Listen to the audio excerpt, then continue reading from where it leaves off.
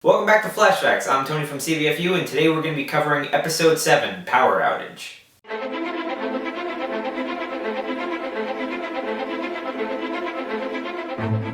So in the flashback that opens up this episode, you actually see the Martin Brothers plane that took off from just outside Central City explode in the air, so it was a nice bit of continuity. The villain in this episode is Farouk Gibran, better known as Blackout. Now, he actually doesn't have a significant presence in the DC Universe prior to this. He appeared very briefly in the event Flashpoint that set up the New 52.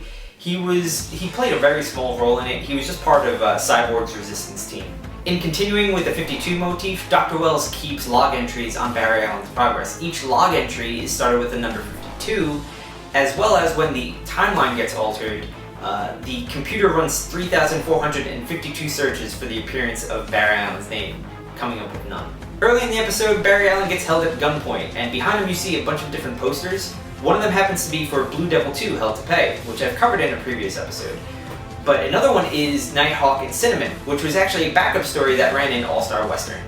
Following that is a scene with Dr. Wells, Caitlin, and Cisco, and they remark on how Barry's signature move is that he's always late. Cisco quips saying something along the lines of, "Would you like to see my signature move?" or "You should see my signature move," which could be just a throwaway line, or it could be a callback to Vibe's breakdancing days.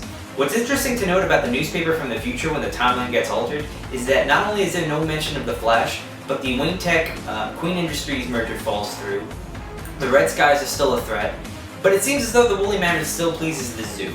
In what appears to be another callback to the event Flashpoint, Barry finds himself without his speed. So in order to try to gain it back, he decides to take another large jolt of electricity.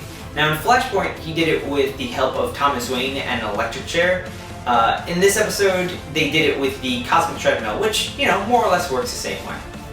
Except in Flashpoint, he actually gets really horribly burned. So we see Girder come back in this episode, and he's killed off fairly quickly.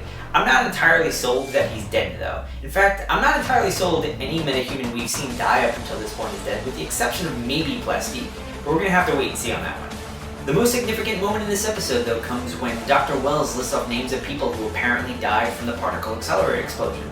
Starting with Jake Davenport and Daria Kim, who were Farouk's friends, but then he goes on to list a bunch of other names that are very significant to the DC Universe.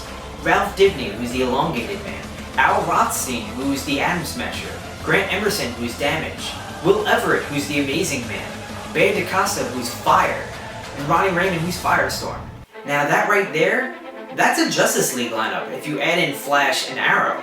So it's very possible that at the end of the seasons of Arrow and Flash, we may have a full-blown Justice League lineup in the works.